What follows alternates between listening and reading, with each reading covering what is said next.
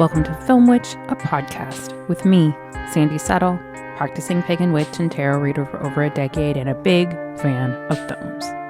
Here I talk about movies, their intersections with witchcraft and femininity, and whatever else I have on my mind, which is usually a lot. Blessed be, come in and sit for a spell. And please rate and review me on Apple, follow me on YouTube and Spotify, and share it with someone you think might enjoy it. It helps way more than you might realize, and it means everything to me. Please consider joining my Patreon, which is the best thing you can do to help this podcast continue. You can also find me on Instagram and on Letterboxd at FilmWitchPod. You can send kind words, suggestions, and business inquiries to filmwitchpod@gmail.com. From 1987, Frank, a hedonist, has reached the limits of sensational experience and sets out in search of something more. He finds the Lament configuration, a puzzle box that, once open, summons the Cenobites, hierophants of the Order of the Gash, inhuman beings who enact grotesque scarification to reach a twisted realm of transcendence, and he is bound to go with them. Later, when his brother Larry and Larry's new wife Julia move into Frank's house after his extended absence, Julia finds a raw, tortured version of Frank lingering in the damp room upstairs. Unbeknownst to Larry, Julia is infatuated with Frank, having had a secret tryst with him before her wedding, and she agrees to start supplying Frank with fresh corpses whose blood rejuvenates him. Larry's daughter Kirsty comes to visit, completely unaware of the house of horrors she is about to enter. Hey everybody. Thanks as ever for your patience. As I had previously mentioned in the last episode, still hard at work on house matters and my garden this year and various other things, raising our two-year-old. So, never not busy for me, but I am working on episodes when I have time to do that, and will continue to do that as long as I feel like I can make time in my schedule to do it. As ever, I know I mentioned this at the beginning of every episode, but I have a Patreon, and it is really the best way to help me out. If you enjoy what I do here on the podcast, or you enjoy reading my film reviews on Letterboxd, I am very, very grateful for your time that you spend, reading the things that I write or listening to the things that I'm recording or any of that. I have 2 books that are for sale on Amazon, and I have a Patreon. So, if you are looking to help me in a more tangible sense, those are wonderful things you could do to contribute to the work that I'm doing, be it via Patreon or buying one of my novels. But I am making time when I can, and since I am not really, making any money from my artistic pursuits at this point, it's like I do it when I have time to do it, right?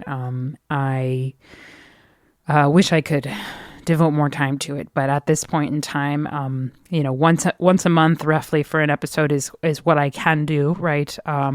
In a theoretical future situation where I was making more income from these things, I could kind of carve more time out for them, right? From necessity's sake or whatever you want to call that. But for right now, it's going to stay the way that it is. And here I am recording for y'all, and I'm happy to be here, and I'm happy that you're here. So thank you so much for listening. So I have another episode planned for the end of June with a guest that I'm very excited about, but you will see why, but we needed to stagger it a little bit later than we were originally planning. So I'm doing this solo episode again this time around. I was recently reading The Hellbound Heart by Clive Barker. I had never read the novella before. I am a big Clive Barker fan. I've read lots of his books. When I was a teenager, I wrote him a fan letter because I was obsessed with his Abarat books, and he sent me a reply and sent me a signed picture that is very cherished. I had forgotten actually about this happening until we moved a few years ago from Philly out here into the mountains, and I was going through my books, putting them in boxes to move them, and found that picture, that signed picture, and the note. in the back of one of my Aberrant books. And I was just so happy to remember that I have that. And I just never forgot that he or his estate, or whatever you want to call it, like his, secretary perhaps, but somebody took the time out of their day to send that to me. So, or he, decided that he wanted to do that for people for a while. So yeah, I doubt that's still happening. I wonder if the Gen Zers, and the Gen Alphas, really know about that back in the day, if you wrote to an author that you loved or to an actor, sometimes they would send you a signed picture and a note in return. That just seems like something that's doesn't happen anymore. We kind of have more access to famous people via the internet, but we also have less access to them in a way, that it's more spread out, and so it's less personal, perhaps. Yeah, something like that. Anyway, I have that, that little note from Clive Barker, so that has always been something that I'm really glad to have. But in any case, I think he's one of the best horror writers ever, and I think that he is a bit underrated. I think that you have your Stephen King, right, and you have your Anne Rice, for famous horror writers, right, and then these days you have Grady Hendrix or somebody like that, who's just really getting kind of a repertoire and a reputation, right, for being a good horror writer. That general consensus is that they're good, right, and that they're well liked. But I think a lot of people overlook Clive Barker and his prowess, right, in the genre. He is definitely one of my favorites, one of my absolute favorite writers, right, ever, and especially one of my favorite horror writers. If you've never read any of his books, I think most people know him well from the fact that he directed this film, right, that he directed the film adaptation of his novella, that HELLRAISER is the Hellbound Heart, and that he directed the film and he wrote that book and all of that. But he has been pretty prolific in his lifetime and has written some really, really amazing horror novels and horror short stories that I think maybe not a lot of people realize that he's the one who wrote those things. His short stories all combined into one book now called The Books of Blood. Highly recommend if you're looking to start somewhere with his writing. I think Books of Blood is a great place to start. The Hellbound Heart novella is also an excellent place to start. I can't believe I never sat down and read it before now. It's not very long. It took me 2 days, I think. And I just wanted to plow through it, because it was just so... It's so everything that I want out of my horror stories, right? It has sexiness to it, but deep darkness to it, and the writing is just so evocative and it's so beautiful. I think it showcases what he could do as a writer really, really well. But in any case, I decided that I really needed to do HELLRAISER for these 2 episodes, this and the Patreon episode.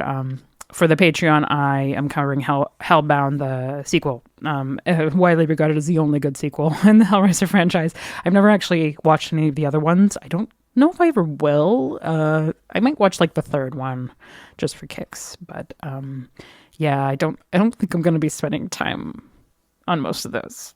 In any case, the first 2 definitely worth your time, especially if you're a horror fan or if you're a new horror fan, and you're kind of looking to branch out into something a little bit more adventurous in horror. This is a great place to start, or a great place to continue your horror education, perhaps. So I have a good quote here from Barker. I watched a bunch of different interviews with him after I revisited the film and I read the novella for the first time for this episode, and he seems just extremely charming, and these days he's getting quite old, and he I know had some really major health problems within the past few years, and I believe he is wheelchair bound now. He is still alive, however, and I know he shows up at conventions now and then. I don't know how many more he's going to do going into the future. Probably not very many. Like I said, I know his health is kind of poorly these days, but when he was young, he was quite a dashing fellow. And you can see that in a lot of his interviews when he was young. Anyway, this quote, I think, encompasses his work quite well. He said, I feel as though I've been given a task, if you will, by God, to create the images that I see in my mind's eye, in my dreams, in the most concrete and most elegant fashion I possibly can. It's interesting that he uses the word elegant, right? I think a lot of people would agree who is familiar with him. He's also a visual artist, right? And you can see that in the Abarat books, which are kind of like for like teens, that he wrote them, but also illustrated all the pictures in them. And he's done illustrations for other works of his, but those ones, you know, it really showcases his kind of like visual artistry, right? That he's like a visual artist as well as a writer. And a lot of people have said, or the consensus, I suppose, is that he is like kind of marrying the grotesque with the beautiful. And I have a personal real obsession with that kind of like intersection between those two. And I think that's perhaps why I'm so partial to his stuff. What he's doing just really speaks to me and is a really great marriage, you know, that grotesquerie with something that's really appealing and it kind of existing in the same edifice, like it being part of the same thing that you're looking at. As far as the original conception for the idea, he was quoted saying that he wanted to tell a story about good and evil in which sexuality was the connective tissue. He's definitely a writer who is definitely very interested and exploratory when it comes to different aspects of unconventional sexuality specifically. When he was younger, I know he mentioned, you know, having relationships with women. Like when he was in his teens, he mentioned having relationships with older women specifically, but realized that he was gay when I think he was like 19 or 20. And at this point, I guess this was like maybe in the 70s. And I know for a while when he was a young man, he was a sex worker. He on Wikipedia, it says hustler, which I like had to kind of look that up. I was like, that's a very old timey word. And then another place I found the term escort, right? So he was for a while in the 70s when he couldn't make an income from, you know, his art, he was a sex worker. So he, you know, with Hellbound Heart and Hellraiser, he was kind of drawing on some of his experience in that realm of sexual experience, right? But also certainly S&M clubs from around that time and probably into the 80s as well. And experiences that he had in those or things that he saw in those clubs, right? There's certainly like a specific mention of a club called Cell Block 28, which was in New York City. And he mentioned, I guess, seeing people getting body modifications for fun there, right? Like getting piercings, body piercings for fun at these clubs. And that, you know, leaving an impression on him. Like he was like, okay, some people do this for some kind of pleasure, right? There's some kind of pleasure aspect in this for people, this body modification. So with Hellbound Heart and Hellraiser, he kind of is like, I'm going to take it all the way. You know, that like what's the extremity of this experience? Some people call them limit experiences, right? Like you're reaching like an absolute limit and trying to go beyond it. This is a term I only heard recently for the first time, but that's like, I suppose what people refer to these things as, right? If you're kind of like looking for experience that's like outside of like the human norm of sensation and things like that. And that there are some people, you know, who don't just get pierced, they get pierced, like extremely pierced, you know, or they cover their entire body in a tattoo, like the Yakuza or something, you know, where it's just like the most that you can do of that to yourself as a body modification to like become something that's physically different than the average person. Likewise, when coming up with the idea of the Lamette configuration, in the book, it's called Lamarchand's configuration.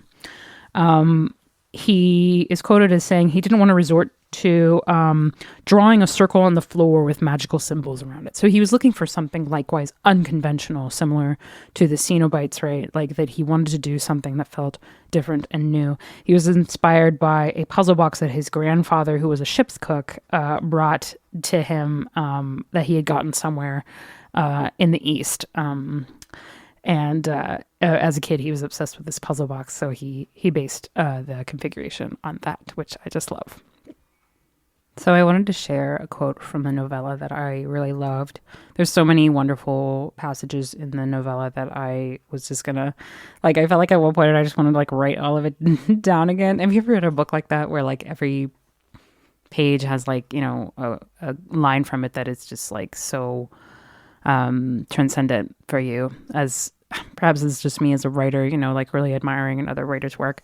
But yeah, I just like the whole time I was reading this novella, I just felt like such admiration and like just like kind of sharp jealousy that if you read something that you're like, I wish I wrote that, I wish I made that. But it also reminded me how much this particular work, specifically the film, because I hadn't sat down and read the novella yet, even though I had owned a copy of it for like 10 years. How much this particular story influenced a major aspect of my first novel. But the quote is, "What punishment could be meted out worse than the thought of pain without hope of release?" So, in the book, it's pretty much the same as the film in that Frank gets the Lamarchian configuration, or the lament configuration, as it's known in the film, and he has been kind of led to believe that it's going to bring him a transcendent experience of pleasure. And it's like kind of mentioned in the book, that he's like kind of imagined like all these kind of like oiled up ladies who will appear. And he will have sex with all of them at once. And the truth, of course, is much bleaker and more horrifying, right? That the Order of the Gash, as they're called, or the Cenobites, which literally like means members of a religious order, right? That's what Cenobites means. In the book, they're also referred to as Hierophants, right? And I am a tarot reader in my daily life and have been for many years. And the Hierophant card in the Major Arcana is a symbolic religious figure, right? Sometimes it can kind of symbolize like power structures or systems of government in a secular sense, but it has a religious connotation symbolically, right? It's a member of a religious order, the head of a religious order, in a way, a strict dogma, right? It's a complicated card. It's a very conflicting card in a way, right? It's 5 in the Major Arcana, so it's there's an implied imbalance in the card, right? It's not an even number; it's an odd number. So, I love that they are referred to as Hierophants, right? They have this religious kind of connotation to them, but in a secular sense more so than a spiritual sense, right? There is a spiritual aspect to the Cenobites, but they're very calculating, right? They have a deep coldness to them. They have no empathy for the emotional aspect of suffering beyond this kind of like transcendent experience that's implied that they are looking for or finding in some way. It's beyond the scope of human understanding, right? This level of suffering, it's not a human suffering, right? It can be enacted upon human victims, but the Cenobites themselves are not human, right? And they are not gods, and they are not demons. So we're dealing with something entirely other outside of, a human understanding, I think is a good way to describe the Cenobites. I think a lot of people think that they are demons, right? And I've heard that the other films in this franchise make the mistake of branding them as demons, right? And kind of going into like a Christian duality of angel and demon, and a Christian duality of God and Satan and things like that. And they are not satanic, right? Because they are not part of that Christian dogma. The Cenobites, I think Barker always conceived them as something completely outside of that belief system.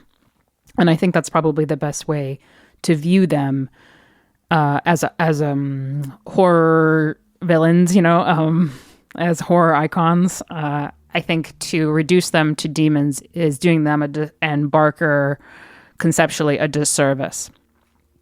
But I wanted to mention how much of an influence Hellraiser and Barker's work in general was on my characters of Red Air and Black Tom in Hillam Hall. In my novel, my protagonist, Emmeline, is sent to Hillam Hall after her mother dies. After her mother was possessed by eldritch powers and then dies. And she is sent there because it's the home of her godfather, Carrick's. And there, in the cemetery on the Hillam Hall grounds, she comes into contact with 2 tortured spirits, and she sees them in a vision prior to arriving at Hillam Hall. And I suppose if you don't want to be spoiled on this aspect of my novel, perhaps fast forward a few minutes. But you find it's pretty early on in the book, in the first quarter of the book, that she meets these spirits. So it's not going to spoil the whole book for you. But Red Air and Black Tom in life were lovers, right? Red Air, his name was Albert Air Redmayne, and he was an alchemist in the 1700s. So he became quite powerful as a magician in his time and learned to transmute time and space to travel to other worlds. He, during these learnings and his ascension as a magician, he traveled to the land of Ulthar, which some may know from H.P. Lovecraft's mythos. And it's well known for having its purple hills. And there met another magician, Thomas Edwin Ward.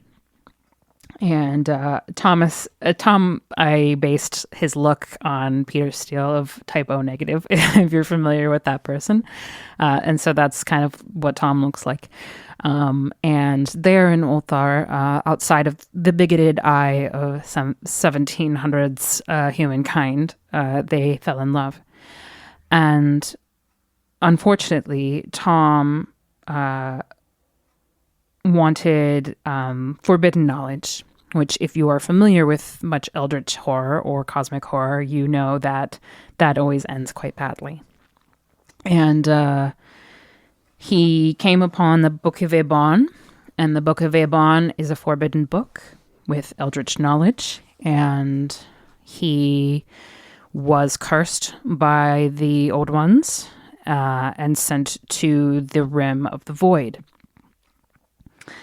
And Red Air, devastated and heartbroken to lose his true love, decided that he would work a spell, an incantation, and sacrifice himself to save his love from oblivion.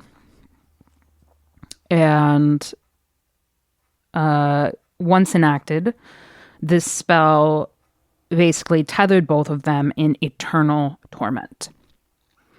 Technically, Red Air was able to save Tom from the void of nothingness, from his soul being disintegrated and becoming essentially nothing and no longer being able to exist. But he is on the very edge of that void and is constantly being pulled towards it. There is a magical chain that holds them together.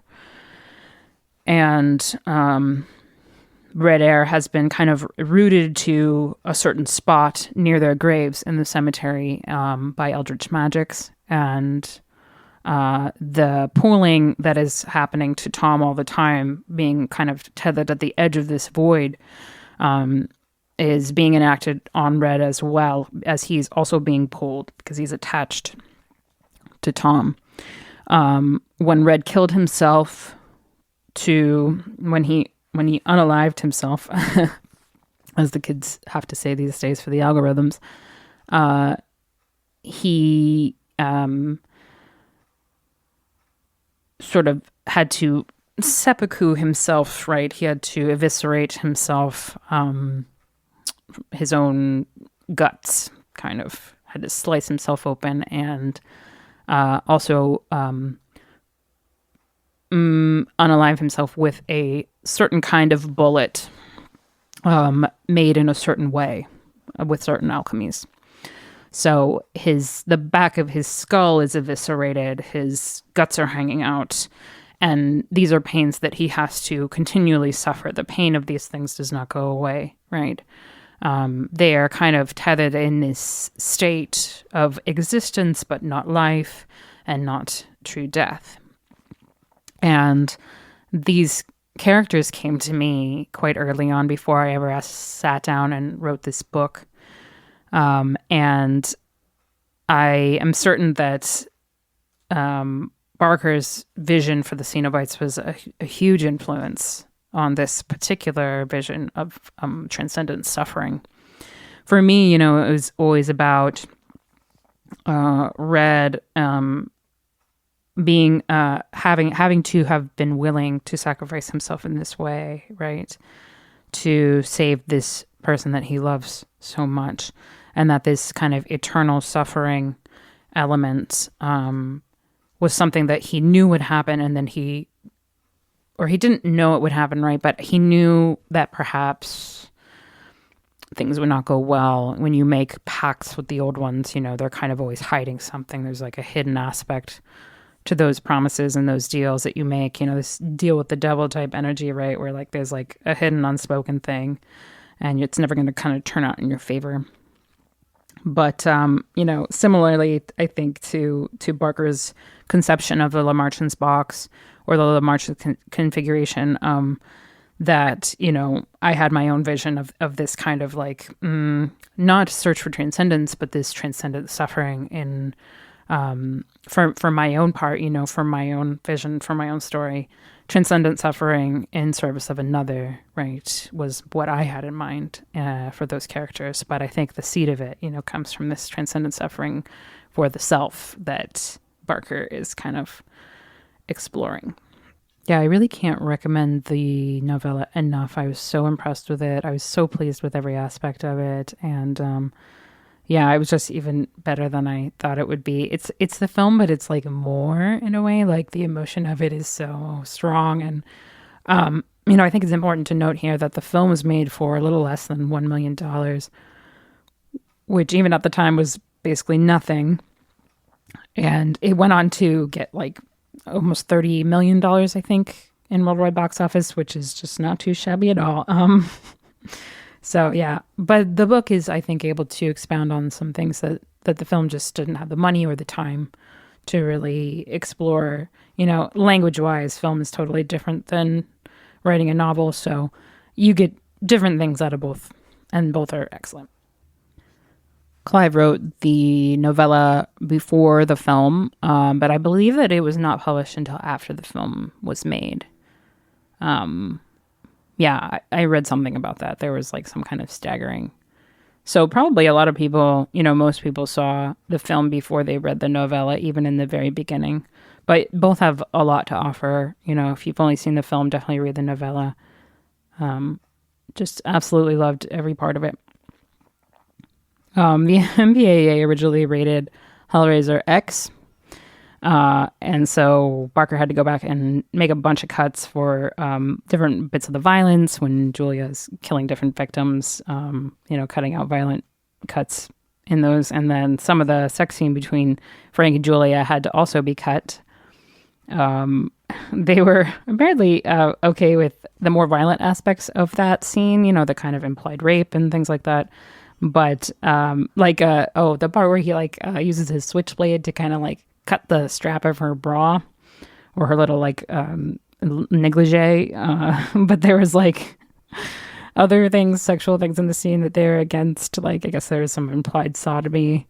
And then there was a bunch of thrusting on Frank's part that they were you can only have 2 thrusts. You can't have that many or something. It's so weird. This country was built on such weird puritanical ideals, and they kind of rear their heads at such odd times, you can have violence but not sex, stuff like that. In any case, I guess there's, was an original cut of this that nobody has probably ever seen that was deemed to be X-rated by the MPAA. I'm sure it's quite tame by today's standards, but the cut that we got was after Barker complied with their requests, I suppose, for cuts. So worth noting. So if you're familiar with Hellraiser already, which you should definitely go watch this movie before you listen to this episode. That goes probably without saying, but you might know that the very charming Doug Bradley plays Pinhead, and you might already know that in the original film and in the book, the head Cenobite or the lead Cenobite has no name that we get. They might, I think Barker mentions or gives him rather a name in the Scarlet Gospels. I have not read the Scarlet Gospels yet, but I'm pretty sure I heard that the lead Cenobite is given a name in the Scarlet Gospels. I could be wrong about that. Like I said, I have not actually read it yet, but I will. And we can come back to that at another time. But the name Pinhead, as many of us know, is a nickname that was bestowed by fans, and it stuck. So now everyone knows the lead Cenobite as Pinhead because of all the pins sticking in his skull.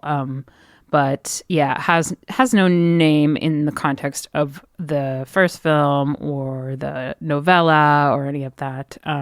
Same with all the other ones. They have nicknames now too, Butterball and Chatterer. And I believe the female Cenobite was called Deep Throat for a while by some of the filmmakers, which, has certain sexual connotations. The interesting thing about the Cenobites, though, I think that should be brought up is that as much as Barker might have originally intended for them to be sexual in some way, he was going to S&M clubs and BDSM was definitely an influence or an inspiration rather for the Cenobites. I think ultimately they are kind of not very sexual beings. Like they are not sexualized, right? Their transcendence is more about body modification in a non-sexual context. And it's interesting because, like I was saying, in the context of the novella, in the very beginning, when Frank is solving the puzzle box and summons the Cenobites, it's mentioned that he has these fantasies of what's going to happen once he comes in contact with this, transcendent next level, beyond the brink, beyond the limit of any hedonism that he's participated in up to that point in his life. And his view of what it will be like is very juvenile in a lot of ways, right? Like he really doesn't understand what he's getting into at all. He doesn't understand what he's summoning or what they deal with or what they're about, In a way, that idea of the body being so sexualized is a little bit stunted, at least in the context of this world, right? In the text of the Hellbound Heart, it seems often that the sexuality aspect is kind of it's like a veil, right? And it's like shadowing something else that's behind the sexuality, right? It's just a lot more complex than that, right? Sexuality itself is complex, and I'm not trying to undermine that, but I think ultimately Barker is touching on something that's more complicated than a physical urge, right? It's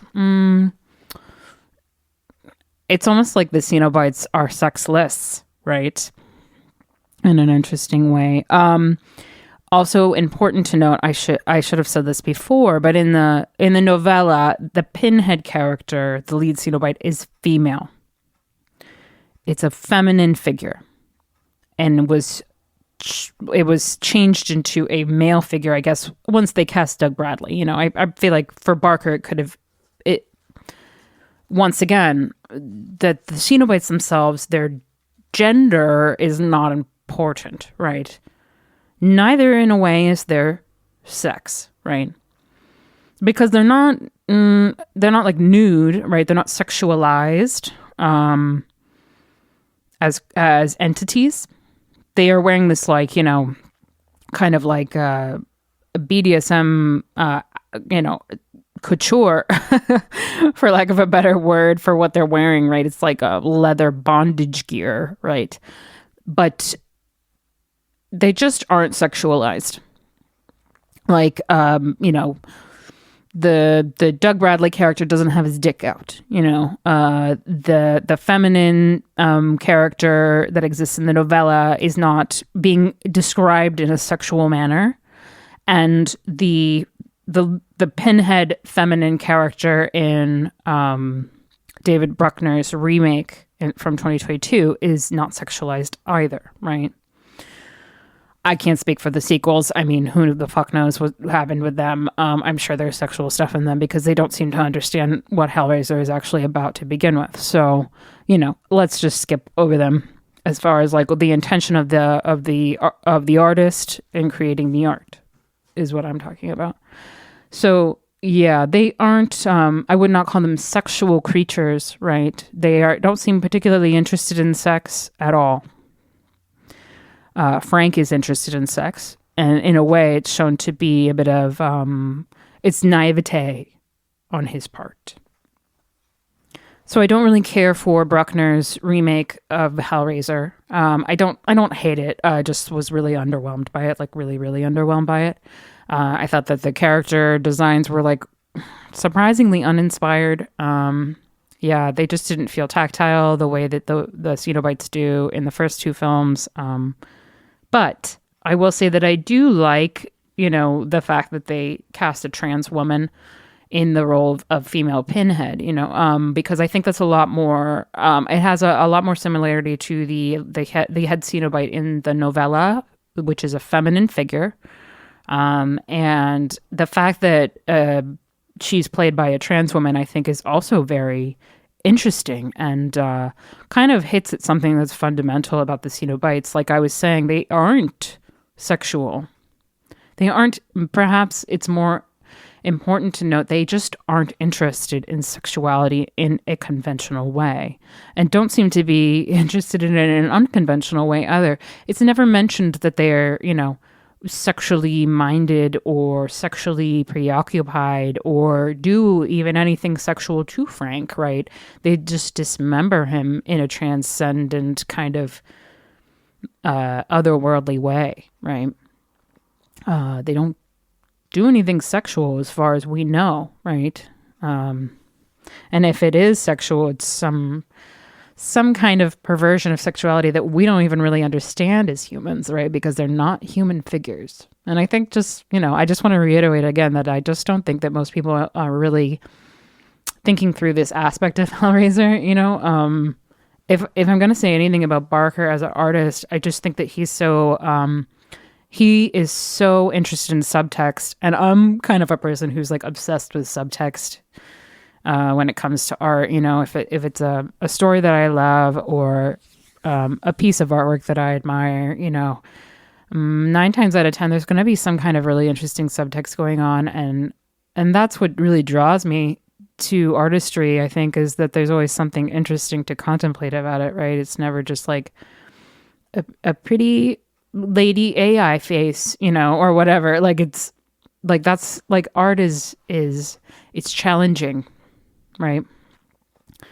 Something that is art is something that challenges us about our perception of the things and the people around us and the reality that we exist in and the subconscious and the liminal realm.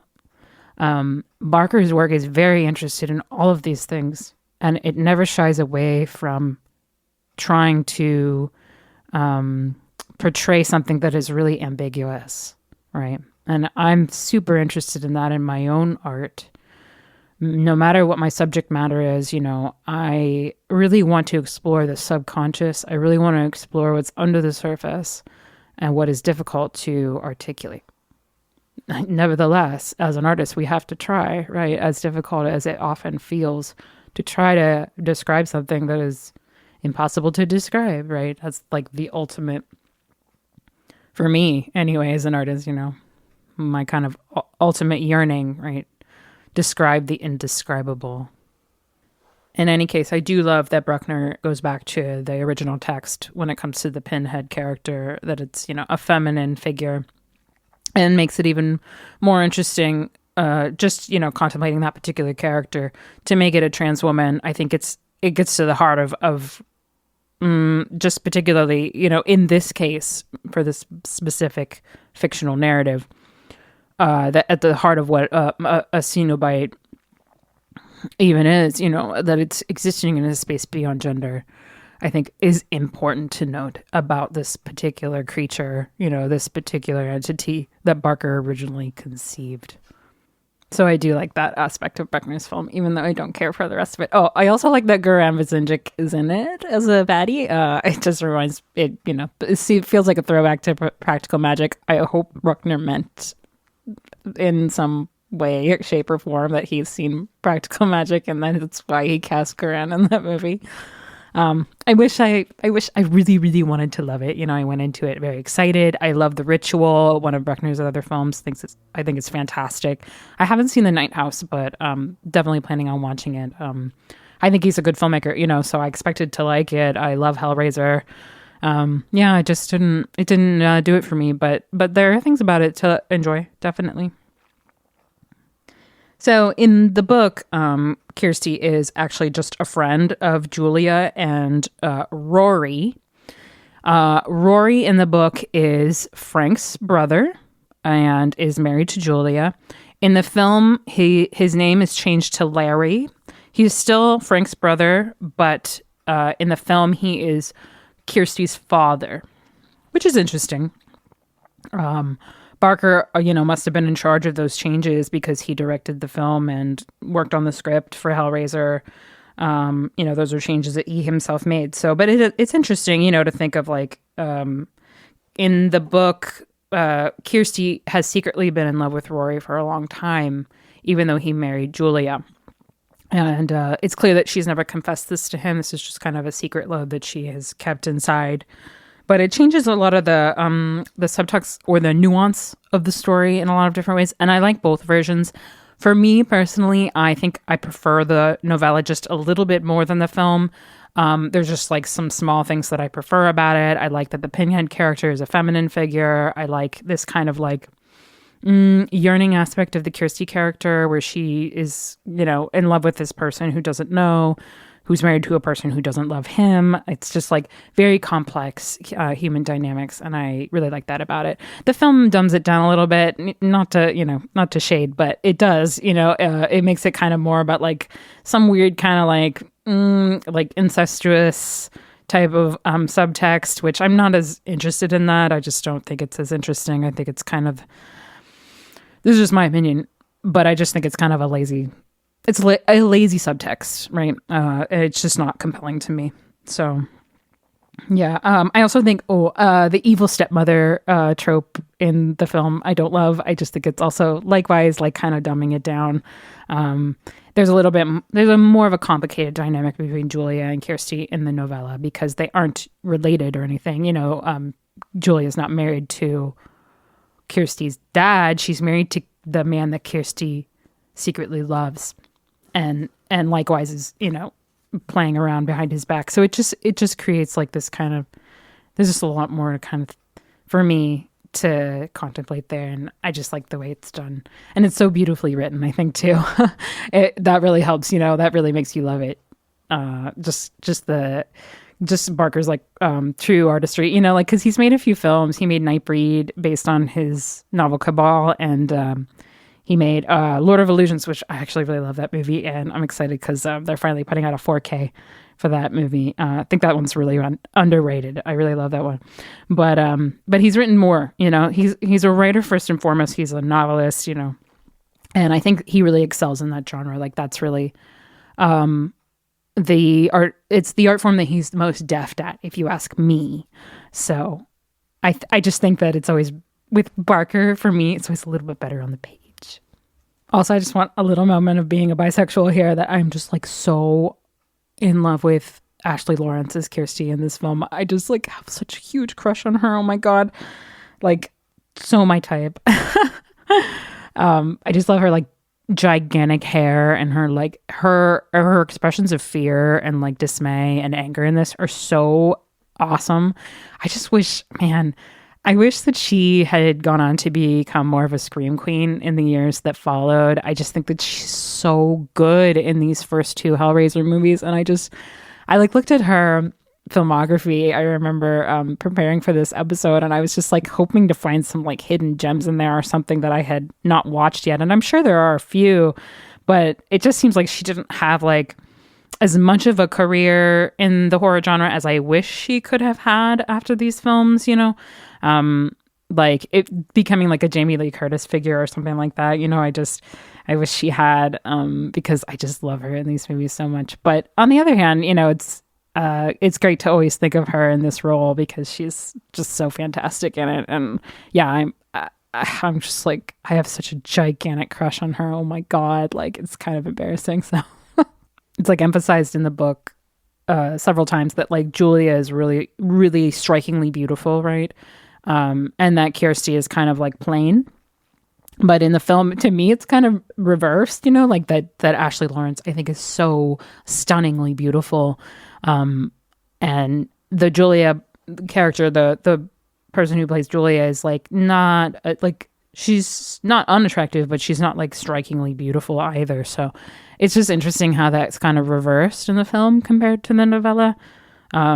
Yeah, at least for me anyway, you know, like, I don't know if it's just like clouding my judgment because I'm just crushing on Ashley Lawrence so hard when I watch this. But yeah, it's just interesting, something to note. I love the house that they used for the film.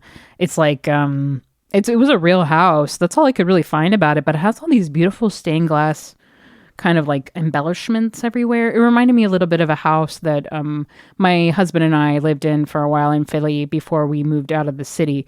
That was like a big old house, and it had some like, you know, a few little bits of stained glass in random parts of the house. And this house, you know, kind of made me think of how that used to be more common. And, it's this, I don't know if this was design work. Probably not, because they literally had less than $1 million to make this film. But there's just like these really like moldering kind of moldy corners of this house that they shoot in. And it looks great. It's really effective. And if it was natural, then, you know, that's great because they didn't have to spend money on putting fake mold on the wall. But yeah, it just really, it feels like the house that's described in the novella. And I really love that, you know, that they were able to find a house that felt true to the way that the house is described. I read that part of the reason that the Hellraiser sequels following Hellbound are just not very good is because Barker apparently signed off the rights to the characters and everything before they realized that the first film was going to be a huge financial success. So it's kind of like he kind of jumped the gun with that. It seems like he signed off the rights, you know, before he really realized that it was going to be a big thing. And the Weinstein Company apparently had the rights, you know, for a while. So they just made like all these crap pictures to keep the rights. And, you know, like they've ruined so many other fucking things. May they rot in hell. But yeah. So that's, if you're wondering why the other ones aren't any good, it's because of that. And it was just a mistake, you know, that nobody could have really anticipated. Okay, so if I have one criticism of the film, this is a solid 4.5 for me rating wise. If you're going by the Letterboxd standard, the one criticism that I have of the film compared to the novella is that in the film there's this like weird subplot, and I couldn't find anything about this really, or like I didn't read any interviews where like this is brought up or asked about, or that Barker comments on why he added this or anything like that. But, you know, feel free to comment or, you know, hit me up if you have any information about this, because I'm definitely curious. But there's this like homeless character in the film that's not in the novella at all. At one point, Kirsty is like working at a pet shop and he comes in and starts eating bugs. And then he doesn't really show up at all until the very end. And he like catches on fire and then turns into this bone dragon. And then he like takes the lament configuration from her. And I'm like, what? I don't know why this was added. And I remember when I was watching it this time around, I was like, I don't remember this at all. I like blocked it out of my brain, I guess, because I was like, that doesn't make any sense. In the novel, Kirsty runs out of the house as it's like collapsing, after they take Frank back and take Julia. And she's running down the street, terrified. And she runs into someone and she can't really see their face. But in her hands, after she runs into this person, is the lament configuration, the Lamarchand's box. And it's like the Cenobites are like, this kind of belongs to you for a while until someone else tries to open it. That's what it's implied. And I love that ending. And then there's also this point made kind of about how she, there's just this like point made that Barker writes so much better that I could articulate it. But once again, in the novel, it's made clear that Kirsty loved Rory for a long time and never told him. And he married Julia, who didn't love him, and there's just a point made about how she kind of always has to just carry that with her. And yeah, I love the ending for the novella. And I think it's just really beautiful writing, and it's just wrapped up really poetically, and then in the film it's like this like kind of goofy scene with this like bone contraption dragon thing who's a homeless man who was eating bugs, and it just don't hit the same. So yeah, not my favorite. It's definitely the reason that I give this a 4.5 star instead of a 5 star, but it's a small criticism. It's just like a very short scene. So yeah, I'd be interested as to like Barker's explanation for why he decided to put that in there. In any case, so my final point is kind of just to shout out my girl on YouTube, The Morbid Zoo. Once again, if you've listened to my other episodes, I've mentioned her channel more than once. But yeah, there's this YouTube creator. I can't remember her real name. She doesn't really use it very often, so it's not super important. But her channel is called The Morbid Zoo. And I believe she is a PhD student at this point. So she is looking to get, I think a doctorate. I think she's a doctorate student. Anyway, she is a high level student at this point, but makes these philosophical videos in her spare time, it seems. And in this video, she makes some excellent points. I believe it's called like Pain is a God or something like that. Just search The Morbid Zoo HELLRAISER on YouTube and you'll find this video that I'm talking about. I will say, for this particular video of hers, please tread with caution. It has some very disturbing true life stories that are brought up in it. So if you don't want to hear about very violent things happening to people who were murdered, and in one case, a child who was murdered, I would avoid this video and not watch it. It has some definitely very heavy, it's got some very heavy subject matter in it. So if you are not in the mood, I would maybe not watch this at all or choose a different day to watch it. But that being said,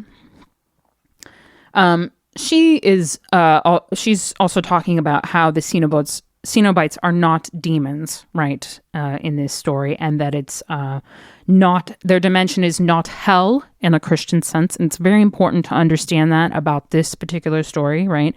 And the fact that some of the filmmakers in the later entries in the franchise, act like they are satanic or something. It's just like totally misinterpreting the subject matter, totally misinterpreting the original text. And that's kind of what makes them garbage more than the fact that they're just, were made for no money and with no artistic, understanding.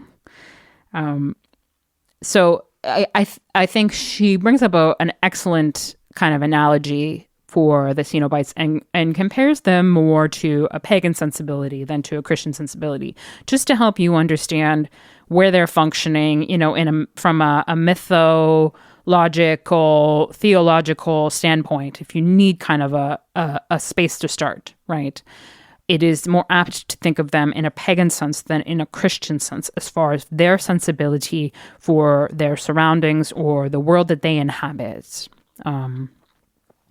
I think that's just a really important jumping off point. And I don't mean like a literally pagan, right? But in a pagan sensibility as far as like a non-Christian worldview. She says, quote, "Pain never happens in a vacuum. Even though they are supernatural beings who cause harm on purpose, words like demon and hell come with moral polarities attached that the Cenobites in their original form simply don't recognize and don't accurately describe what they do. In storytelling traditions influenced by Abrahamic religious structures, monsters always exist as an effigy, something we ritualistically burn as a confirmation of the eternal truth of the status quo." She goes on to explore the idea of a world without the polarities of sin and virtue, punishment and reward, and these dichotomies that are ultimately correlated with Christian worldview, right? So therefore concludes in the end that the Cenobites are not quote unquote evil. Their order regards pain and transcendence as the same thing, right? So I know this is heady, right? If you have functioned under the Christian dualities your entire life, it can be really hard to think outside of them in any way, shape, or form, right?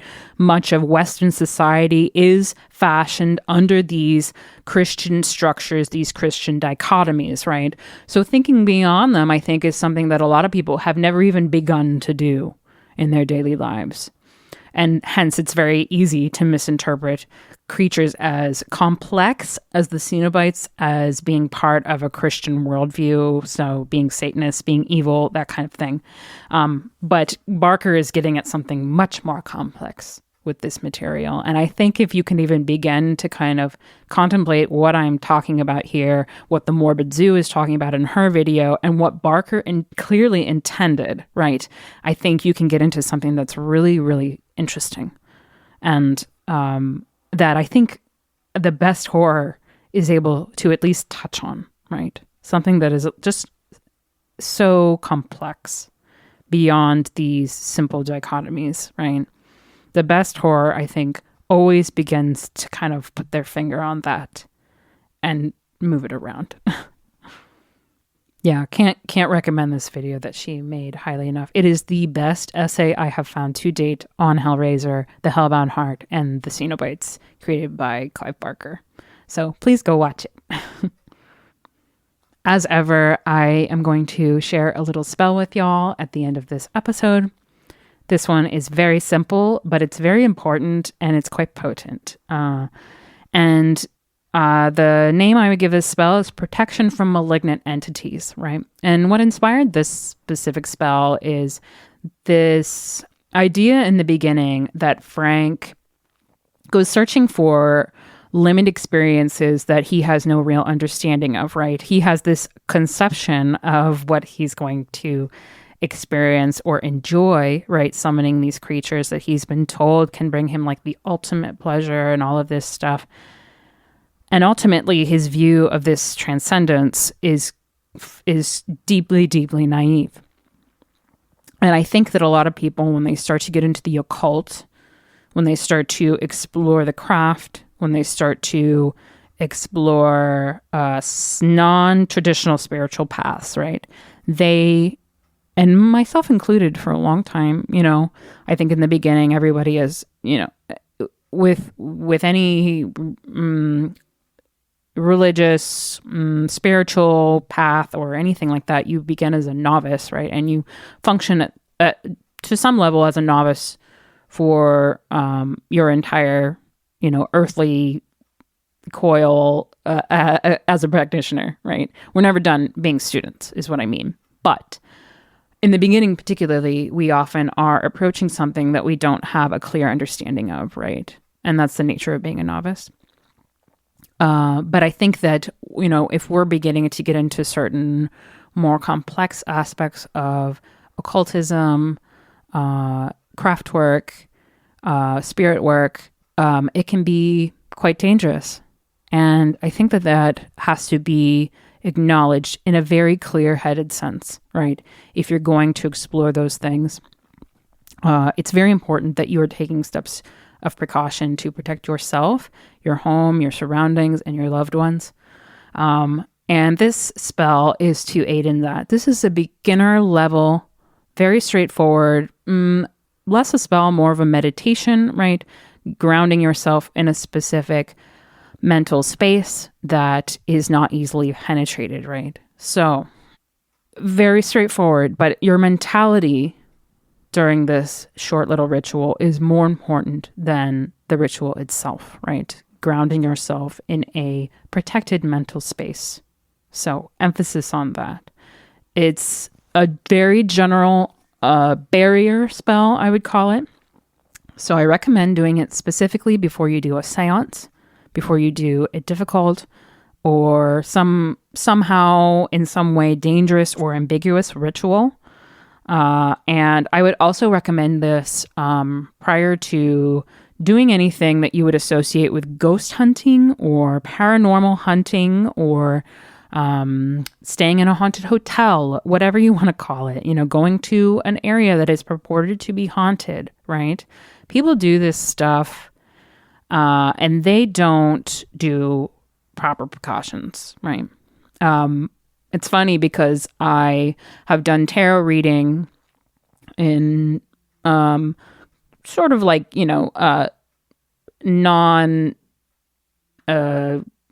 non-commercial settings, right? For clients. But in public places, right? So I've done readings for clients who I haven't set up prior appointments with, who I haven't met before in public places for an exchange, right? So one time I was doing readings and just for walk-up clients, right, in a certain space. And a girl came up to me. This was relatively recently. And she's very, very young, right? She must have been maybe in her teens. I really couldn't tell you. Maybe 16, maybe younger than that. I'm not really sure. She comes up to me and she's kind of like, I'm not going to get a reading or something, and I'm just like, okay, and it seems to me like at first that she's just like curious about tarot. But as I'm talking to her for a minute, there was nobody else kind of waiting or anything. So I was just chatting with her for a second because she came up to me and seemed like she wanted to talk to me. After a few minutes, it becomes clear to me that she has something that she wants to ask me. And she says, I just wanted some advice on what she's like, I'm a paranormal investigator is what she said. And this is she's young, So I was like, how much experience can she possibly have doing this? But I know a lot of people on social media these days, it's a way to get clicks. It's a way to get watches, on your videos, and it's a way to build up a following. And so I know a lot of people are doing this because they think it's going to bring them some kind of recognition, right? And she says that they're going ghost, her and a group are going ghost hunting or something like that, They're going somewhere where there's supposed to be ghosts, basically. And she's asking me how she can protect herself, right? And, I wrote this spell, and as I was writing this, I was reminded of this encounter that I had with this girl because, it was clear to me that she understood that there could be some element of danger in doing this, right? But also seemed unsure what that element of danger could look like or what could happen, in those scenarios, that maybe she wouldn't want. I'm sure she had some idea, from horror films, but I think it's more so, this idea that when you're going into doing these sorts of things, you're doing it in a lighthearted way, but the spaces that you're entering may not feel the same way. So I thought of that, and then I also thought of Frank kind of walking into this experience with a Lamarchan's configuration that he didn't fundamentally understand, right? And he did not do any proper precautions to protect himself for whatever was going to happen or for whatever was going to come out of the box or whatever entity he was going to meet. So, approaching this from a craft perspective, right, as we always do on this podcast, you want to make sure that anytime you're looking to participate in anything like this, you're judging whether or not that is a good idea to begin with. And B, if you are deciding that it's something that you need to do, you're taking proper precautions to protect yourself, your home, your loved ones, your energy, essentially. Just a small ritual like this can do a lot to close the door on any spirits or entities that are trying to attach themselves to you in any way. So I just want to say that in complete seriousness.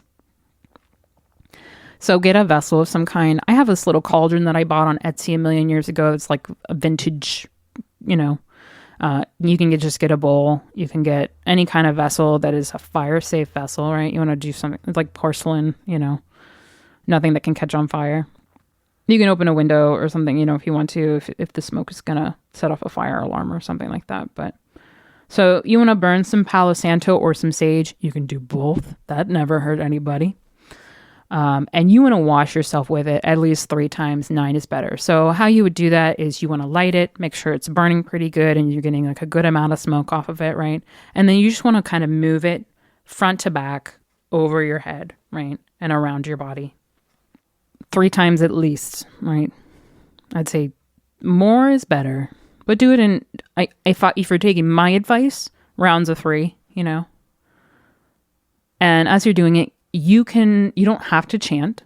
We're always, with me, if you know, you don't need to say anything if you don't want to. This is totally up to you. This is your own craft work, right? This is your own way of creating a protective barrier around yourself. So more than anything, you just have to believe that it's going to be there, right? That's really important. You create a mental barrier, right?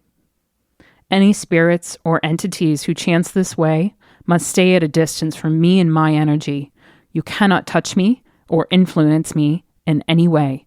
You must depart from this space and leave me unmolested. I want none of you. So mote it be. And you can say so mote it be times 3. That's just how I do it.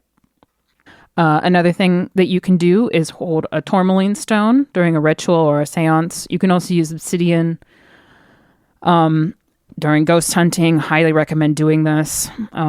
Anything that you would correlate with any of those things I just brought up, any spirit work of any kind. I would hold on to it for the duration. I would wear it around my neck. Tourmaline and obsidian also to some extent. This is a really powerful blocking crystal, right? This is going to block other energies from being able to penetrate your space and your spiritual space. And it creates a boundary around you, basically. So if quartz kind of washes things away, tourmaline closes the door on them, right? It's like nettle. If you're talking about herbology, right? If you're talking about herbalism, nettle functions similarly. It's kind of like a barrier, right? It creates a closed door between you and anything that might try to cause you harm. So that's, nettle is much better to put around the home. But tourmaline is something that you carry with you, right, to protect yourself. And it's a better protection stone than pretty much any other. So highly recommend those as well. And on that note, as above, so below, and peace out until next time. This podcast is produced by David Settle. He also made the music.